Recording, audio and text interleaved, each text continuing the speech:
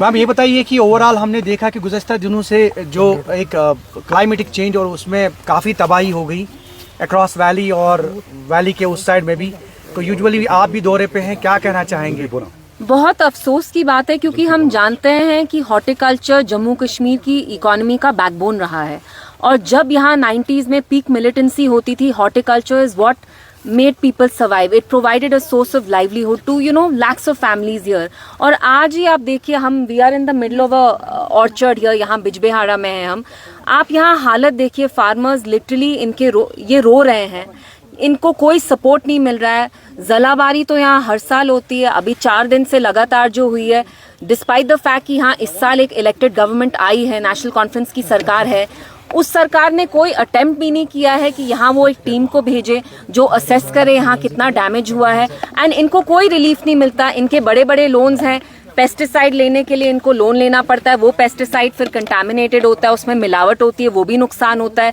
MSP तक इनकी एक मिनिमम लेवल पे नहीं है, तो they are under acute stress. जो बीमा गवर्नमेंट की इंश्योरेंस स्कीम है, it does not cover horticulture. तो मेरी समझ में नहीं आता, जब हमें पता है जम्मू कश्मीर की जो इकोनॉमी का जो बैकबोन है वो हॉर्टिकल्चर रहा है, तो जो हमारे फार्मर्स हैं उनको तो ज्यादा से ज्यादा सपोर्ट मिलना चाहिए था.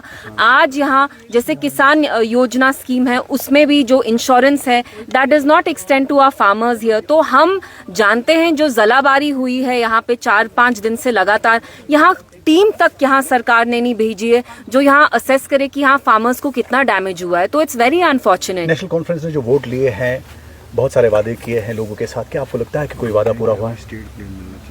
देखिए उनका फोकस तो कुछ और है. वो उनको फ्लाइट डिले क्या हो जाता है, 3 घंटे ज्यादा उनको क्या टारमैक पे स्पेंड करने पड़े, उनको वो अजाब शिकस्त लगता है.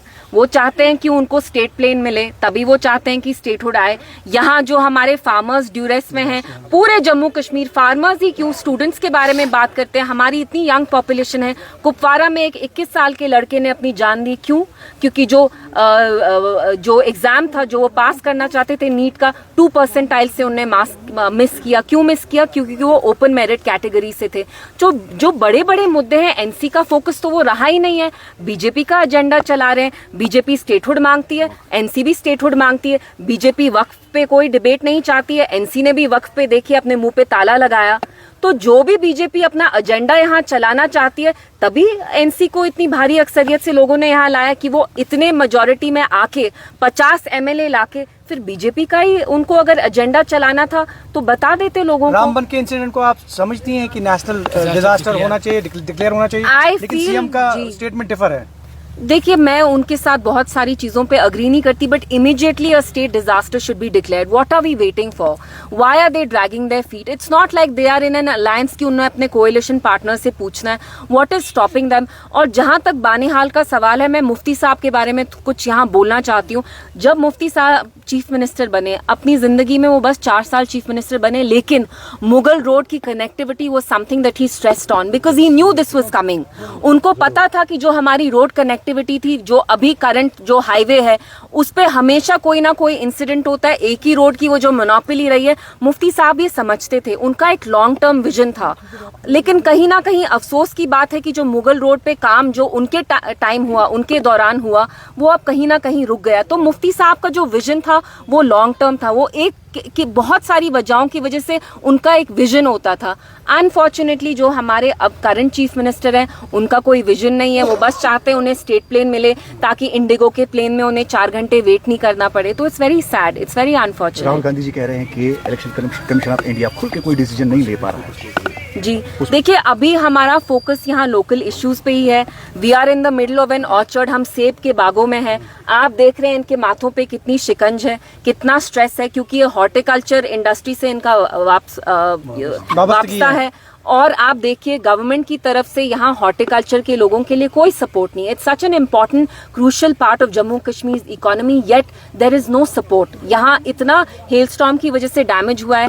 एनसी सरकार ने यहाँ एक भी डेलीगेशन नहीं भेजी, एक भी टीम नहीं भेजी जो यहाँ आके असेस करें कितना डैमेज है. तो मेरी अब सरकार से यही अपील है कि आप प्लीज यहाँ एक टीम को भेजे बिजबेहाड़ा में, शोपियान में, जहां भी ज़ालाबारी की वजह से डैमेज हुआ है, so that they take stock of the situation. Ma'am, National Conference कह रहे हैं कि 14 में जो कोलिशन सरकार बनी बीजेपी और पीडीपी की, जो यहाँ पे सियासी हालात हैं उसके लिए पीडीपी ही रिस्पॉन्सिबल है। देखिए, जाहिर सी बात है, उनको तो माजी में अभी रहना बहुत पसंद होगा, प्रेजेंट में वो रहना नहीं चाहते, प्रेजेंट की वो बात नहीं करना चाहते। और अगर हम माजी में जाएं तो 70 साल तो एनसी की यहाँ सरकार रही, पीडीपी की जिसके साथ भी सरकार रही, वो बीजेपी हो या कांग्रेस हो, कुल मिलाकर 5 साल से ज्यादा तो नहीं रही। तो फारूक साहब बताएं हमें, जब वो 20-25 साल चीफ मिनिस्टर रहे तो वो क्या करते थे?